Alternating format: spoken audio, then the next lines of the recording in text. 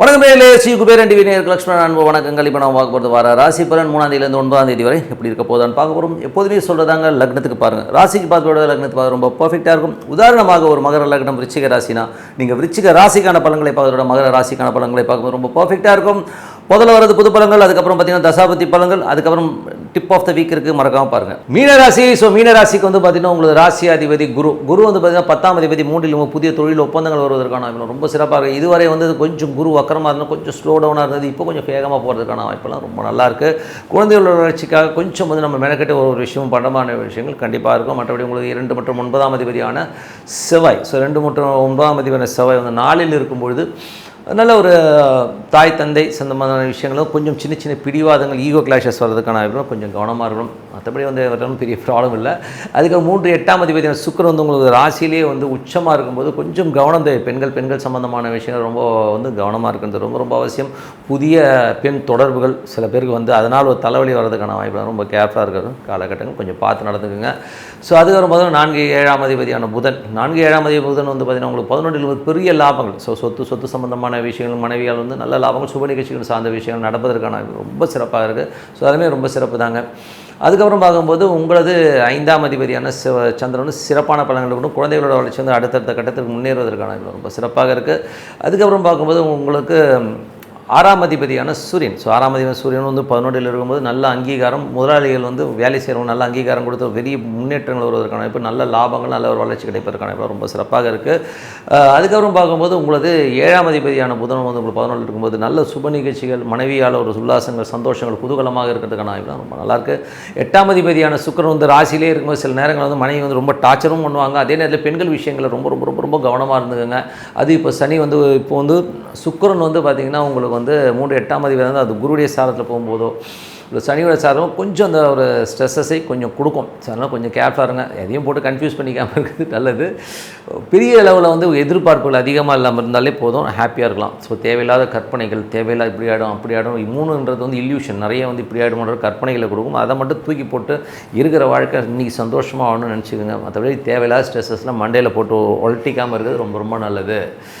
So அதுக்கப்புறம் பார்க்கும்போது உங்களுடைய 9ஆம் அதிபதி செவ்வாய் வந்து பார்த்திங்கன்னா உங்களுக்கு 4 அதெல்லாம் சிறப்பான பலன்கள் தான் கொடுக்கும். 10ஆம் அதிபதியான குரு வந்து பார்த்திங்கன்னா உங்களுக்கு நல்ல ஒரு வளர்ச்சி, நல்ல ஏற்றங்களும், தொழில் ரீதியான விஷயங்கள் கொஞ்சம் கவனம் தேவை. ஏன்னா சந்திரனுடைய சாரத்தில் போகும்போது அகலக்கால் வைக்காமல் இருக்கிறது ரொம்ப ரொம்ப நல்லதுங்க. ஸோ மற்றபடி என்னங்க, இதுவரை பார்த்து பொது பலன்கள். இப்போ பார்க்க போது தசாபதி பலன். மீன லக்னமாக இருந்து சூரிய தசாபதி என்ன, சூரியன் வந்து பார்த்திங்கன்னா 6ஆம் அதிபதி வந்து உங்களுக்கு 11ல் இருக்கும்போது வேலை சம்பந்தமான விஷயம், பெரிய வளர்ச்சி, பெரிய ஒரு முன்னேற்றங்கள் வருவதற்கான இப்போ ரொம்ப சிறப்பாக இருக்குது. மீன லக்னமாக சந்திர தசாபதி, சந்திரன் வந்து சிறப்பான பலன்களும் குழந்தைகளோட வளர்ச்சி ரொம்ப சிறப்பாக இருக்கும். நல்ல ஒரு பிரயாணங்கள் மேற்கொள்வதற்கான ரொம்ப நல்லா இருக்குங்க.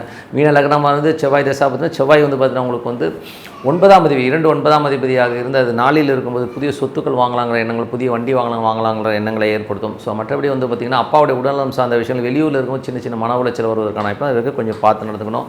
மீன லக்னமாக வந்து ராகு தசாபதி, ராகு வந்து பார்த்திங்கன்னா ஒரு ராசியிலே இருந்த சனியுடைய சாரத்தில் தேவையில்லாத சின்ன செலவுகள் ஏற்படுறதுக்கான வாய்ப்பு, ரொம்ப கவனமாக இருக்கணும்.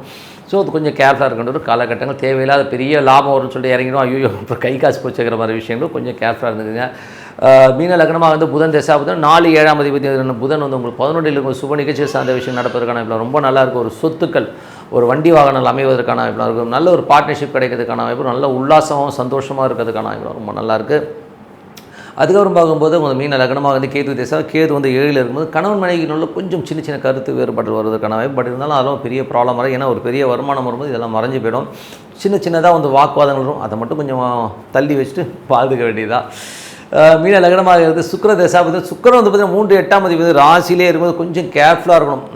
தேவையில்லாத மன உளைச்சல், கற்பனையிலே வந்து நிறைய சங்கடங்களை நம்மளே வாங்கிக்கிற மாதிரி விஷயங்கள் இருக்கும். இன்றைக்கி வாழணும், இன்றைக்கி சந்தோஷமாக இருக்கணும்னு நினச்சிங்கன்னா எல்லாமே சிறப்பாக இருக்கும். ஸோ அதனால் வந்து சந்தோஷமாக இருக்கிறதுக்கு இன்றைக்கி ஒரு நாள் போதும், நாளைக்கு நடக்கணும்னு சொல்லி நீங்கள் பாடு உங்கள் வாழ்க்கையை பாருங்கள். தேவையில்லாத விஷயத்தை மண்டையில் குழப்பாமல் இருந்தால் சிறப்பாக இருக்கலாம். Tip of the week. So tip of the வீக்கில் நம்ம இப்போ பார்க்க போகிறது வந்து பார்த்திங்கன்னா மகா கும்பமேளா. ஸோ மகா கும்பமேளாங்கிறது வந்து பார்த்திங்கன்னா 4 ஆண்டுகளுக்கு ஒரு முறை, 6 ஆண்டுகளுக்கு ஒரு முறை 12 ஆண்டுகளுக்கு ஒரு முறை. அதுக்கப்புறம் பார்த்தீங்கன்னா 144 வருஷத்துக்கு ஒரு முறை வந்து மகா கும்பமேளா. ஸோ இப்போ வந்து மகா கும்பமேளா நடந்துட்டுருக்கு. கிட்டத்தட்ட ஏகப்பட்ட அந்த உத்தரப்பிரதேசத்தில் பார்த்தீங்கன்னா எங்கே பார்த்தாலும் மனித தலையாக இருக்கிற மாதிரி விஷயங்களே பண்ணி வச்சுருக்கதும், 3 நதிகள் சங்கமிக்கிற ஒரு இடத்துல வந்து நம்ம குளிக்கணும். குளித்தா அன்றைக்கி வந்து நமக்கு வந்து ஒரு நல்ல மோட்சம் கிடைக்கும், அன்றைக்கி வந்து குளிக்கிறவங்களாம் நல்லவனாக மாறிடுவான் அப்படிங்கிற எண்ணங்கள் வந்து எல்லாருமே பாவம் போயிடும்னு சொல்லிட்டு ஓடி போய் குளிக்க போயிருக்காங்க. அதில் வந்து பார்த்திங்கன்னா இதில் வந்து ஒரு பெரிய வியாபாரமும் இருக்குது. ஸோ ஒரு ஆன்மீகம்ங்கிறது வந்து அரசு சம்பந்தமான விஷயம் வந்து ஒரு பெரிய லாபமாக இருக்கிறது ஒரு யூட்டிலைஸ் பண்ணிப்பாங்க. அந்த காலத்துலலாம் வந்து ராஜாக்கள் வந்து என்ன பண்ணுவாங்கன்னா, ஒரு நிதி நமக்கு நெருக்கடி இருக்குது, நமக்கு வந்து பணம் சரியாக வரலன்னா ஒரு பெரிய ஆன்மீக கோயிலை கட்டுவாங்க. அந்த கோயிலில் வந்து எல்லோரும் கொண்டாந்து காசை கொட்டிடுவாங்க. ஸோ அந்த மாதிரி தான் இதுவும். இது வந்து பழங்கால கதையை ஒன்று சொல்கிறாங்க. என்ன கதை சொல்கிறாங்கன்னா, அந்த அமிர்தத்தை எடுத்துகிட்டு வரும்போது அப்படி சிந்தும் போது ஒரு 3 இடத்துல விழுந்துருச்சு. அந்த 3 இடத்துல வந்து விழுந்த இடம் தான் அந்தந்த இடம். ஸோ பிரயாகு இந்த மாதிரி இடங்களில் வந்தெல்லாம் விழுந்திருக்கு. அந்த 3 இடம் பார்த்திங்கன்னா எல்லாமே நார்த் இந்தியா தான் வந்து, சவுத் இந்தியாவில் ஒரு கோயிலில் கூட இல்லையே, ரொம்ப கஷ்டமாக இருக்குல்லங்க. ஸோ அதை வச்சு தான் வந்து இவங்க மகாமகம், அந்த குருவும் சூரியனும் வந்து ஒவ்வொரு இடத்துல வந்து மீட் ஆகிற இடத்த வந்து மகாமகமாக கொண்டாடிட்டு வராங்க. பட் இருந்தாலும் இது வந்து ப்ராக்டிக்கலாக வந்து இது வந்து எஸ்ஸா நோவா, இது வந்து பலன் கொடுக்குமா கொடுக்காதங்கிறது தான் நம்மளுடைய கேள்வி. ஸோ மகாமகம்ங்கிறது வந்து நீங்கள் சொல்கிற மாதிரி 144 வருஷத்துக்கு ஒரு வாட்டி சூப்பராக இருக்குன்னே வச்சுப்போம். நான் இல்லைன்னே சொல்ல, நான் அதுக்கு எதிரான ஆளே கிடையாது. பட்டு போகிற அத்தனை கோடி பேர்களுக்கும் பாவம் போயிடுமா? யோசிச்சு பாருங்கள். அதெல்லாம் போகாதுங்க. ஏங்க நீங்கள் பண்ண கர்மாக்களை நீங்கள் தான். இப்போ சாமிக்கிட்ட போயிட்டு நான் முக்கூடலில் போய் குளிச்சுட்டு வந்துடுவேன், குளிச்சுட்டு வந்தால் எல்லா பாவமும் போயிருங்கிறது எவ்வளோ அம்பக்கான விஷயம். கர்மாங்கிறது வந்து நீங்கள் வந்து நிறைய கர்மாக்கள் இருக்குது, சிலது அனுபவித்து தீர்க்கிற கர்மா இருக்குது. அகோரிங்கெல்லாம் வந்து அங்கே நிற்கிறாங்க. ஸோ அவங்களாம் பெரிய ஆளுங்க, ஞானிகள், ஓகே, அவங்களுக்கு ஓகே. நீங்கள் ஏங்க போகிறீங்க? அவ்வளோ கூட்டம், அவ்வளோ கோடிக்கணக்கான ஒரு கக்கூஸ் வசதி கரெக்டாக இருக்காது, தண்ணி கரெக்டாக இருக்காது. நம்ம போயிட்டு 30 பேர் செத்து போயிட்டான். இந்த நெருக்கடி தேவையா? யோசிச்சு பாருங்கள். எங்கள் பக்கத்தில் எவ்வளோ பெருமாள் கோயில் வந்து விலைக்கேற்ற முடியாமல் இருக்குங்க. அங்கே ஒரு எண்ணெய் வாங்கி கொடுக்கலாம். பக்கத்தில் எவ்வளோ ஐயருங்க கஷ்டப்படுறாங்க. அங்கே போயிட்டு அவனுக்கு ஒரு 10 ரூபா போடவே மாட்டான். அந்த 1 ரூபா 2 ரூபா போடுற கேஸை நான் இன்றைக்கும் பார்க்குறேன். 1 ரூபா 2 ரூபாய்க்கு என்னங்க வாங்க முடியும்? மகாமகத்தில் போயிட்டு அவ்வளோ செலவு பண்ணிக்கிட்டு இங்கேருந்து ஃப்ளைட்லேயும் ட்ரெயின்லேயும் போயிட்டு, நான் ஜோதிடன், சாமி இல்லைன்னு நான் சொல்லவே இல்லை, ஓகேங்களா? அதே மாதிரி நான் ஆன்மீகத்துக்கு வந்து எதிரானவன் கிடையாது. மகாமகம் முடிச்சாலும் அங்கே முக்கூடல் இருக்க தான் செய்யும். இதை பற்றி வந்து ஓஷோ வந்து ஒரு இடத்துல சொல்லியிருக்காருங்க. அங்கே வந்து ஒரு பர்டிகுலர் டைம், நல்லா புரிஞ்சுங்க, இவங்க வந்து 1 மாதம் நடத்துகிறாங்க இல்லையா, அந்த 1 மாதம் ஃபுல்லாக பவர் இருக்காது. அந்த பர்டிகுலர் 1 நிமிஷம் தான் இருக்குமாங்க. அந்த கிரக நிலவரங்களும் அந்த நட்சத்திரம் கரணம் எல்லாம் ஒன்று சேர்ந்து வர்றது ஒரே 1 நிமிஷம் தான் அந்த இடத்துல இருக்கும். அந்த முக்கூடெல்லாம் அந்த பவர்ஸ் இருக்கும். அப்போது அந்த 1 நிமிஷத்தில் எத்தனை பேர் குளிக்கிறான்னா அவனுக்கு மட்டும்தான், மற்றபடி வேறு யாரும் கிடையாது. இது தெரியாமல் 1 மாதம் ஃபுல்லாக கூட்டமாக போய் ட்ரெயின் அலைஞ்சி கிளைஞ்சி எவ்வளோ கொடுமை பாருங்கள்.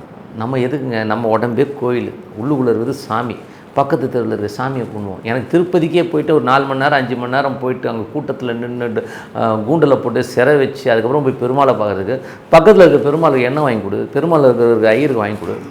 அதை விட்டுட்டு இது வந்து ஒரு தேவையில்லாத விஷயம் தான் நான் சொல்லுவேன். நான் ஏன் தேவையில்லாத விஷயம்னா, இவ்வளோ வருத்திக்கிட்டு சாமி கும்பிட சொல்லி எந்த சாமியும் சொல்ல, ஏதாச்சும் இருந்தால் சொல்லுங்கள். நீ மகாமகத்துக்கு வந்தால் தான் நீ செத்தா நீ வந்து சொர்க்கத்துக்கு போகணும் எந்த சாமியாக சொல்லிச்சா? கிடையவே கிடையாதுங்க. நீங்கள் உங்கள் வீட்டில் அமைதியாக உட்காந்தா தான் சாமி தெரியும். நீங்கள் போய் கூட்ட நெரிசலில் இடிப்பட்டு மிதிப்பட்டு சாமி பார்க்கணுன்னு அவசியமே கிடையாது. உட்காருங்க, உங்கள் வீட்டில் வந்து அமைதியாக ஒரு இடத்துல உட்காருங்க. பக்கத்தில் இல்லாதவனுக்கு ஒரு 10 ரூபா கொடுங்க, தர்மம் பண்ணுங்கள். அந்த தர்மத்தில் தான் வந்து வாழ்க்கை இருக்க முடியும். இந்த மாதிரி வந்து மகாமகத்துக்கு போனால் புண்ணியம் கிடைக்கும், அங்கே போனால் இது கிடைக்கும், பச்சை சேலை கொடுத்தீங்கன்னா உங்களுக்கு தோஷம் போயிடும், இதெல்லாம் வந்து ஹம்பக்கான விஷயம். தான தர்மங்கள் பண்ணுங்கள், வேண்டாம்னு சொல்ல. உங்கள் வீட்டு பக்கத்தில் நம்ம ஊரை விட்டுட்டு ஏதோ ஒரு ஊரில் கொண்டு போயிட்டு காசை கொட்டிக்கிட்டு நேரம் விரயம், வயசானவங்கெல்லாம் கொஞ்சம் கூட புத்தி இல்லாமல் அங்கே போயிட்டு உட்காரெல்லாம் வந்து ரொம்ப அம்பகான விஷயம்.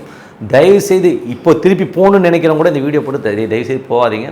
பக்கத்தில் இருக்கிற நம்ம சாமியை கும்பிடுங்க, மனசார இது பண்ணுங்கள். உங்கள் புள்ள குட்டிகளை பாருங்கள். எனக்கு தெரிஞ்ச ஒரு அம்மா இருக்குது, புள்ள குட்டிக்கு 1 ரூபா கொடுக்காது, கோடி கணக்கில் வச்சுருக்கு.